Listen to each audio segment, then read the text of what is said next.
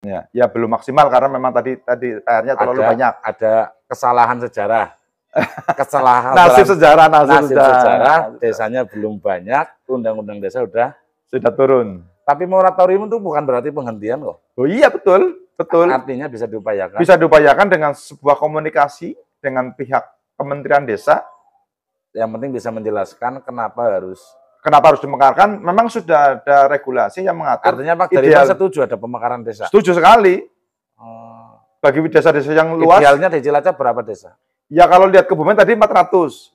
Purworejo hampir 600 apa ya? 400 lebih. 400 lebih. Iya, juga lebih.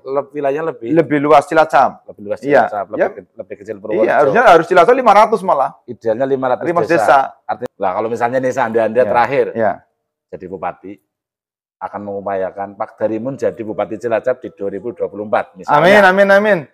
Apakah akan berupaya untuk memekarkan desa? Ya.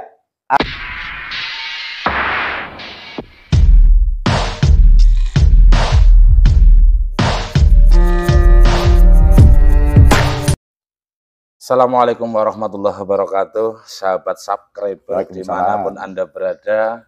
Kali ini saya bersama Bapak Haji Darimun di Rumah Demokrasi.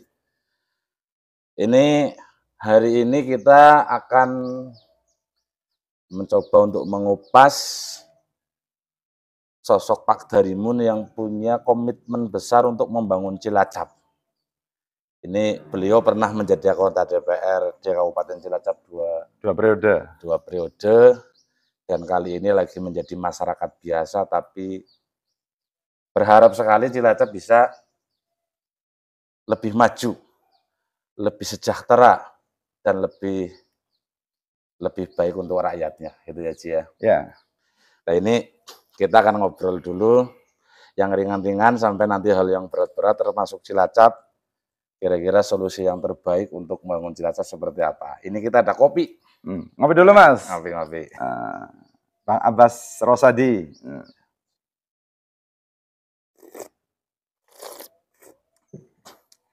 Kopinya hitam, enak. Nah ini sahabat subscriber, saya ingin ngupas tentang Cilacap hari ini. Apakah masih banyak PR atau sudah menjadi kabupaten yang ideal untuk Jawa Tengah lah, kita komparasikan dengan Jawa Tengah menurut Pak Darimun? Ya tentunya Cilacap dengan salah satu kabupaten terluas di Jawa Tengah dan penduduknya terpadat di Jawa Tengah, itu PR masih banyak. Karena ada 24 kecamatan, ada 269 desa, 15 kelurahan, itu banyak PR yang harus ditangani. PR terbesar.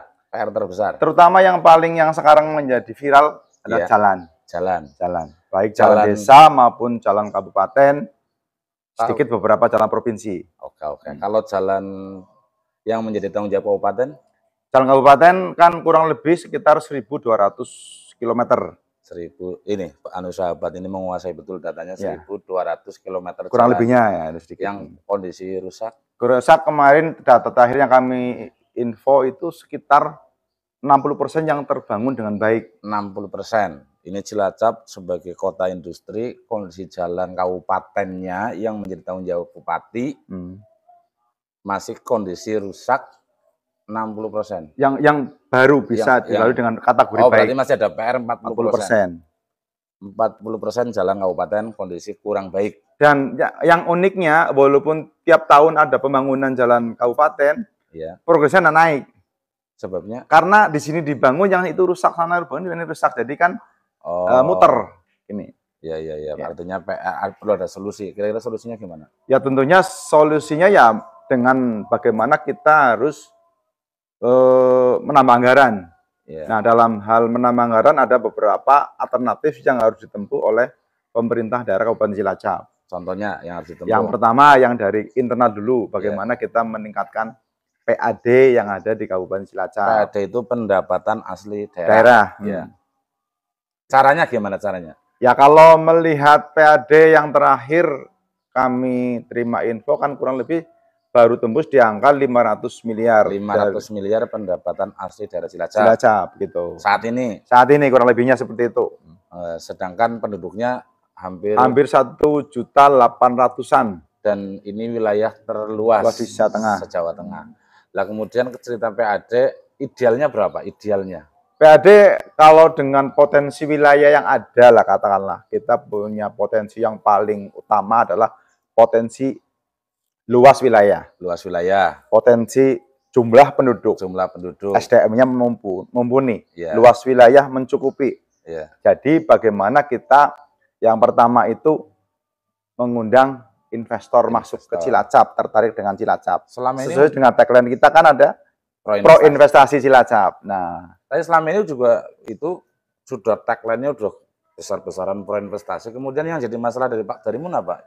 Ya, terakhir investasi yang besar masuk ke Cilacap kan PLTU kan. PLTU. Setelah PLTU belum ada investor yang besar, skala besar yang skala besar masuk ke Cilacap lagi kan. Tapi Pertamina contoh ya, RDMP belum jadian masuk. Iya. Nah, belum bagaimana kita Cilacap itu kan harus lebih open, lebih terbuka.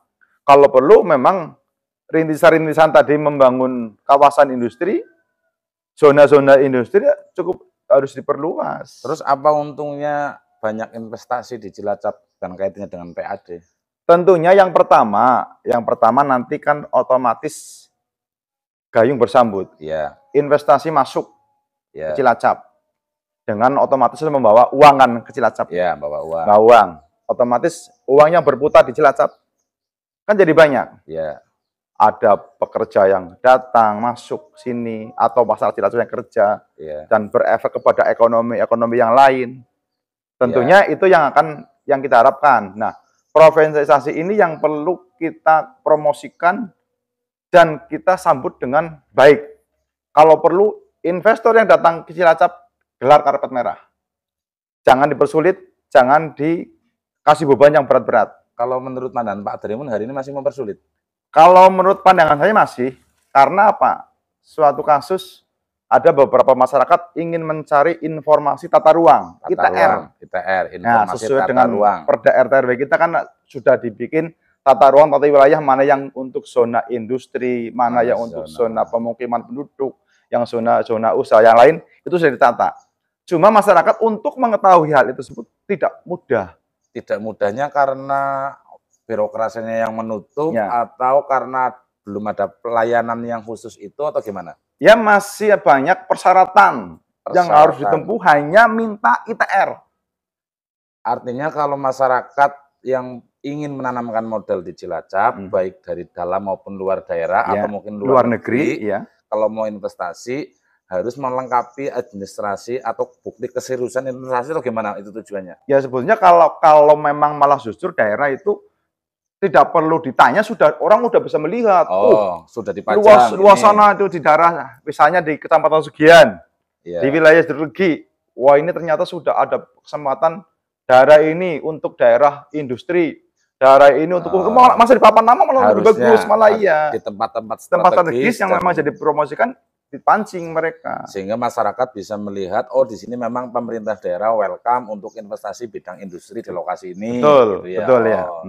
Jadi kendalanya itu yang sekarang terjadi, masyarakat untuk mendapatkan informasi ITR sulit. Sulit ya. Ada banyak persyaratannya harus ditempuh. Tidak apa istilahnya, masukkan ke website Cilacap belum ada. Artinya ada pemetaan yang konkret jelas. Di desa, kecamatan bisa ngakses semua. Bahkan harus sampai tingkat desa. Misalnya ada investor datang ke desa, Pak, saya ada tanah yang saya tertarik untuk untuk berinvestasi. Itu buat apa, Pak? Kepala desa bisa jawab. Artinya RT/RW ini juga sampai ke level semua wilayah ya. Termasuk misalnya ini desa Karangandri, Kecamatan Kesugian. Ini ada yang sekian persen untuk kegiatan industri, lahannya, ada yang untuk pertanian, ada yang untuk penduduk. Itu ada ya semua ya? Harusnya ada, desa bisa jawab harusnya. Semata desa tidak tahu. Larinya satu pintu di pemerintah di PUPR. Di PUPR. Dan kesalahannya masalahnya kalau minta informasi itu harus melengkapi persyaratan A, B, C, D gitu. Artinya kan mungkin kendala orang kan misalnya saya mau investasi di lokasi A tentang ini. Itu kan baru niat mau investasi. Niat itu kan. Kalau baru niat kan berarti belum menyiapkan perangkat-perangkat dokumen dan sebagainya lah ya. Itu kalau nanya itu harus bawa itu dulu. Berarti yang niat sudah, berarti kurang mendukung untuk. Ya. Jadi memang kurang lampu hijau ya Pak ya. Ya gitu. Kaitannya dengan PAD. Nah berkaitan dengan PAD, otomatis. Apakah pro investasi otomatis akan meningkatkan PAD? Pasti, itu pasti. Karena apa, yang pertama, pada investor datang ke sini kan kita punya beberapa kewenangan dalam menyiapkan investasi masuk. Di antaranya investor pasti akan mengurus izin prinsip. Di situ ada retribusi untuk izin prinsip, ada yang bisa untuk PAD. Yang kedua IMB, izin mendirikan bangunan juga ada PAD yang bisa dipungut dari situ. Yang ketiga setelah itu untuk pajak PBB, pajak bumi dan bangunan.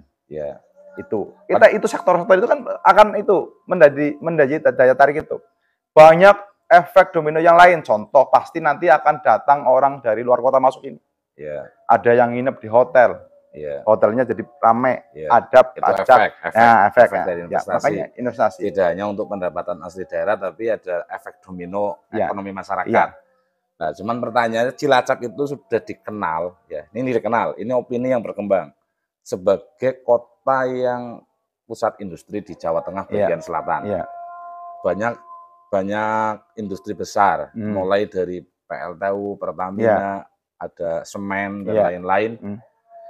Artinya kemudian disimpulkan bahwa Cilacap negara kaya, kabupaten kaya, makmur lah ya. Kabupaten makmur. Tapi di sisi lain, tadi disampaikan Pak Darimun, PR jalannya itu masih relatif besar. 40% kondisi yang belum terbangun atau kondisi rusak, itu kategori besar. Kira-kira apa masalahnya itu? Ya tadi itu kan yang pertama tadi kan bagaimana untuk menaikkan PAD kan tadi. PAD. Dari sektor investasi masuk. Yang kedua dari yang sudah ada, investasi yang sudah ada, orang akan melihat bahwa Cilacap kaya raya karena ada PLTU, ada apa, tapi ternyata efek ke pendapatan asli daerahnya nggak terlalu belum dominan belum dominan atau nggak maksimal. Inilah yang berbeda menjadi jauh dengan Banyumas dan lain-lain. Keprihatinan saya selama saya menjabat anggota dewan 2 periode itu, beberapa kali saya tanya ke pihak eksekutif, tidak ada angka nilai investasi yang tertanam di Cilacap sejak tidak ada angka yang real. Angka real yang dimaksud pendapatannya atau nilai investasinya? Nilai investasinya, karena juga itu akan bisa menghitung. Dari data itu bisa menghitung. Investasi itu kan ada yang untuk beli tanah, ada yang untuk bangunan, ada yang untuk beli peralatan mesin dan sebagainya. Itu kalau industri, industri. Begitulah seperti kayak perhotelan. Kan semua tanya, ada semuanya angkanya. Nah, pada saat sebetulnya itu angka yang cukup mudah. Pada saat investor itu mengurus administrasi, izin prinsip, izin IMB, kan otomatis mereka mengambil gambar dan RAB. Tapi yang jadi kenapa pertanyaan kami, kenapa kok malah tidak, harusnya dengan direkap saat ada BPMT Saat Pak Darimun menjabat anggota dewan pernah menanyakan beberapa kali kita rapat dengan eksekutif. Kenapa tidak muncul angka nilai investasi? Gitu. Jawabannya apa jawabannya? Jawabannya ya nanti kita usahakan Pak direkap, tapi sampai hari ini, sampai saya purna menjadi tugas, tidak ada angka muncul. Padahal itu sangat membantu untuk meningkatkan pendapatan. Sangat mungkin, karena dengan keterbukaan tadi, data investasi itu akan memudahkan untuk katakanlah mengaudit tentang pendapatan, bener nggak, layak nggak tadi gitu kan. Sehingga nanti bisa memunculkan nilai pajak atau retribusi yang untuk daerah, PBB-nya gitu. Pajak daerah untuk pajak daerah, PBB pajak daerah bisa meningkatkan pendapatan. Kaitannya dengan bupati yang sekarang gimana?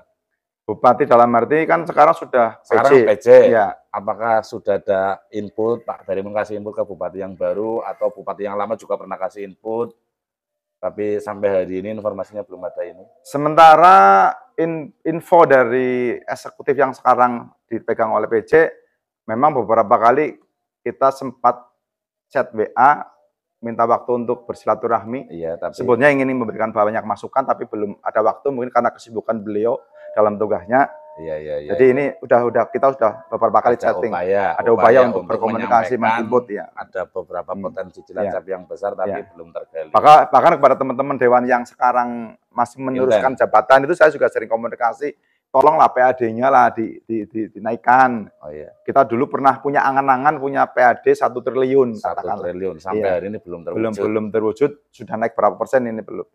Padahal kalau kemudian dilihat dari sisi kekayaan, satu luas wilayah, yang kedua jumlah penduduk, yang ketiga dianggap sebagai daerah makmur karena banyak investor, harusnya mampu kan. Iya. Sebetulnya anggapan tadi Bung Abbas menyampaikan pendapat dari orang luar lihat Jatim itu sebetulnya pendapat yang tidak keliru. Tidak keliru. Kalau ngurusnya benar.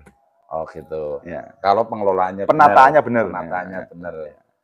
Nah ini karena faktor SDM-nya nggak mampu atau nggak punya rencana, atau memang ada hal lain yang kemudian tidak terkelola dengan baik? Perlu adanya goodwill bersama. Goodwill. Niat yang baik. Utamanya dari birokrasi atau dari leader? Ya kalau kita bicara umum semuanya lah. Semuanya. Tapi yang jadi, dominan? Ya otomatis di sini kan ada eksekutif. Leader. Yang melaksanakan dan sebagainya, ada kebijakan yang harus diterapkan. Artinya memang jadi pemimpin di Cilacap itu punya tantangan besar. Satu, karena luas wilayah. Yang kedua, karena faktor image, opini yang berkembang bahwa Cilacap daerah yang kaya raya.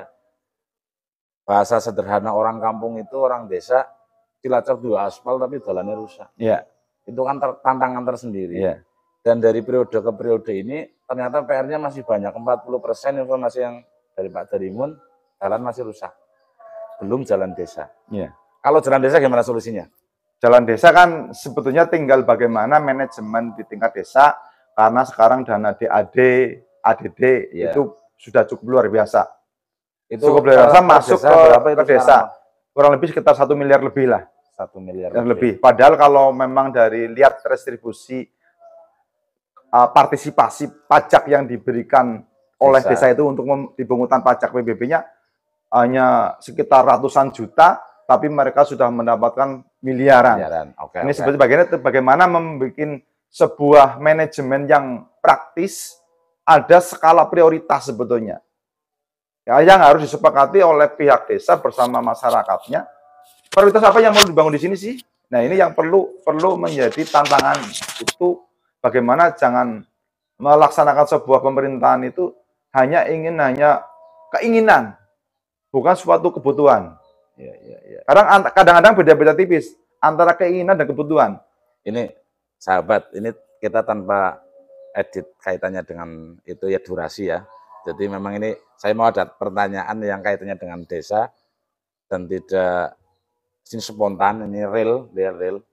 No sensor ya. Cilacap ada 269 desa. Secara wilayah terluas se-Jawa Tengah. Iya. Dan dana ADD atau DAD, dana alokasi desa itu besar. Satu desanya besar. Ya. Tapi cerita tentang antar desa di tingkat kabupaten, apakah sama?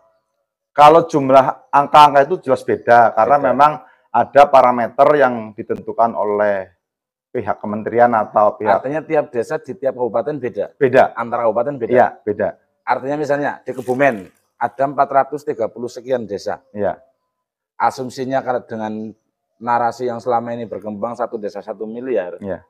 Di Kebumen mendapatkan total bantuan untuk kegiatan di desa 430 sekian miliar. Iya. Cilacap 269 desa kali 1 miliar 269 miliar. Ya. Ke depan 10 tahun yang akan datang Kebumen selesai pembangunan di desa. Ya. Cilacap masih banyak PR karena luasnya lebih luas.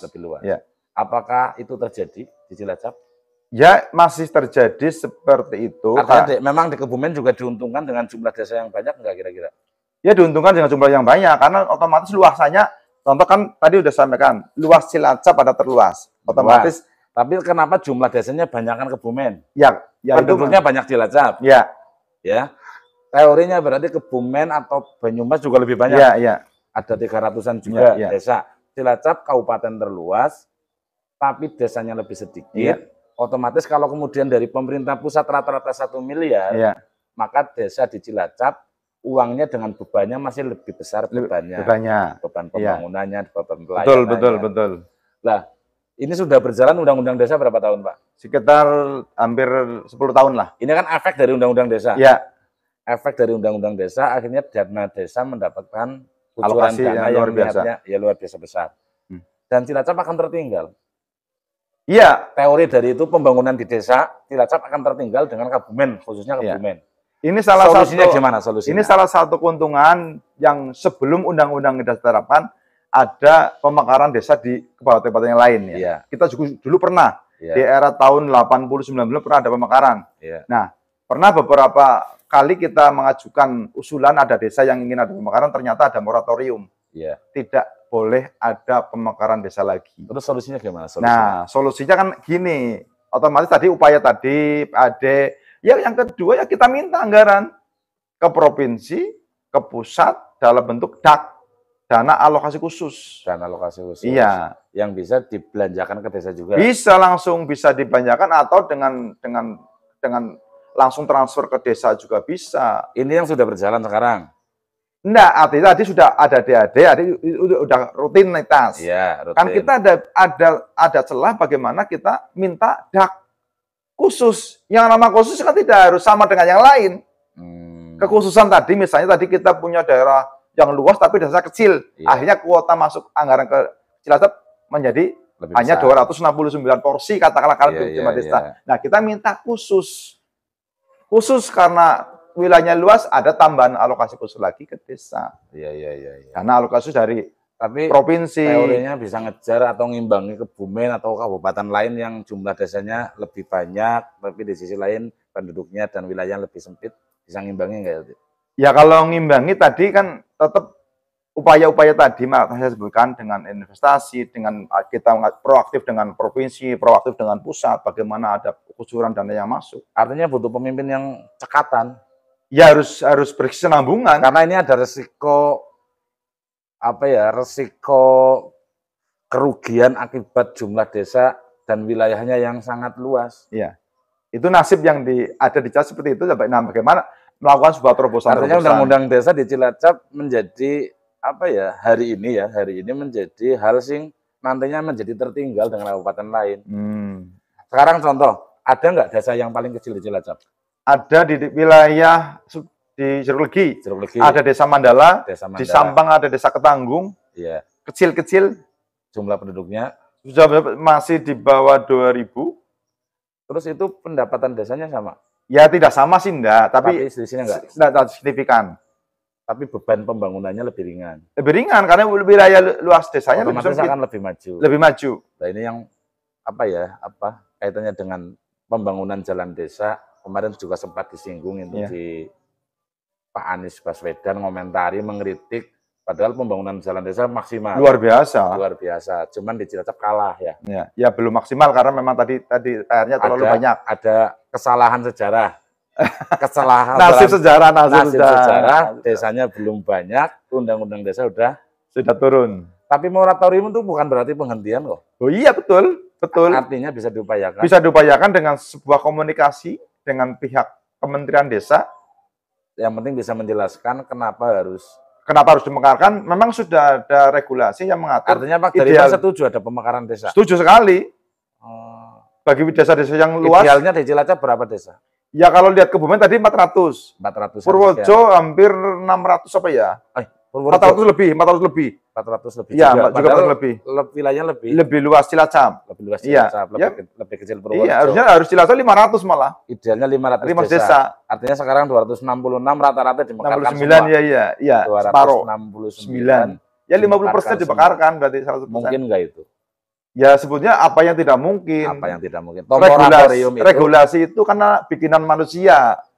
Artinya butuh pemimpin yang punya, ini penting nggak ini Pak menurut Pak Dariman? Ya penting, karena memang itu salah satu celah kita mendapatkan kucuran dana dari pusat dan provinsi. Selain celah ini juga keadilan Pak. Kebumen sama-sama warga Indonesia, Cilacap juga warga Indonesia, kan ada keadilan harusnya. Iya, ya memang ini nasib yang diderita oleh sejarah kita yang desanya sedikit. Iya. Ya ini yang memang perlu bebannya luas. Tadi juga ada, termasuk salah satu ada wacana pemekaran kabupaten, itu juga untuk meningkatkan pendapatan. Akhirnya ada 2 porsi yang dapat nanti, ada Cilacap Barat dapat porsi sendiri. Oh berarti Pak Dariman mendukung Cilacap dimekarkan? Luar biasa saya dukung. Berarti pemekaran Cilacap dimekarkan, nanti otomatis desa akan mekar. Otomatis, ya enggak serta merta. Tapi minimal dari porsi alokasi dana yang masuk ke kabupaten, kan jadi 2 kabupaten. DAU-nya, dana alokasi umum masuk ke Cilacap. Nah, ada Cilacap Barat masuk, 1 gelas. Dari pusat ke wilayah barat 1 gelas, kan ada 2 gelas. Ini logika yang sederhana itu. Artinya ini mengesampingkan PAD. Iya. Karena PAD. Memang seberapapun PAD, ya kita masih kurang, masih karena perlu ada kucuran dana dari APBD daerah itu persentase terbesar masih dari pusat ya. Iya, tadi dari anggaran APBD kita terakhir saya lihat itu sekitar 3,5 triliun. Pendapatan PAD-nya baru 500 miliar. Artinya 3 triliun itu yang dikucurkan dari pusat. Iya. Ini yang juga perlu disadari oleh masyarakat kita. Artinya memang anggaran yang hari ini dibelanjakan lebih banyak pendapatan dananya dari pusat. Sumber dana dari pusat. Artinya sangat penting yang namanya pemerintah pusat. Pusat, ya masih tergantung kita. Nah, secara anggaran. Anggaran. Kalau misalnya Cilacap merdeka sendiri, ya udah. Mau bayar pegawai dari mana? Iya. Mau membangun dari mana uangnya? Oke, sahabat subscriber, ini perbincangan singkat dengan Pak Darimun untuk membangun Cilacap. Masih banyak celah untuk bisa memajukan Cilacap, termasuk dari satu proinvestasi. Birokrasi juga harus bisa welcome, tidak harus bersyarat yang susah-susah, sehingga investor akan lebih banyak yang menanamkan modalnya di Cilacap. Terus yang kedua, persoalan desa. Karena perekonomian terkuat memang di desa, pusatnya di desa, atau kekuatan kita memang di desa, sehingga desa menjadi perhatian betul, dan Pak Darimun berharap ada pemekaran. Betul. Nah, kalau misalnya nih seandainya terakhir jadi bupati, akan mengupayakan Pak Darimun jadi Bupati Cilacap di 2024. Misalnya, amin. Apakah akan berupaya untuk memekarkan desa? Ya, artinya tadi Bung Abbas menanyakan sebuah keandaian lah ya. Iya, seandainya. Semua orang pasti punya cita-cita. Siap. Punya keinginan. Siap. Ya, artinya sebagai seorang politisi, pasti akan menginginkan sebuah cita-cita kedudukan di tingkat politik itu lebih tinggi kan. Ya, siap. Pernah menjadi anggota Dewan, alhamdulillah dipercaya 2 kali. Terus ya otomatis seandainya memang dipercaya kepada titik itu, menjadi bupati ke depan, ya otomatis yang tadi salah satu tempuh bagaimana kita mengupayakan moratorium yang ada di pusat cabut. Ada pemekaran kabupaten boleh, ada pemekaran desa boleh. Tujuannya untuk kemakmuran kita bersama. Artinya kalau Pak Darimun besok jadi bupati akan berjuang itu? Siap. Oke, terima kasih. Ini sahabat subscriber, untuk masyarakat Cilacap pada khususnya ini untuk pembelajaran. Kita sekarang di Rumah Demokrasi, barangkali juga bisa menjadi inspirasi daerah-daerah lain bahwa desa adalah kekuatan ekonomi yang nyata, sehingga desa penting sekali untuk diperhatikan. Terus yang kedua, investasi juga harus dimaksimalkan. Semoga konten ini bermanfaat untuk Cilacap khususnya dan Indonesia pada umumnya. Yang terpenting dari apapun adalah abadi jaga NKRI. Ini yang paling utama. Merdeka. Terima kasih Pak Darimun. Sampai jumpa. Terima kasih Bung Abbas. Di Rumah Demokrasi. Kita seruput dulu kopinya. Siap.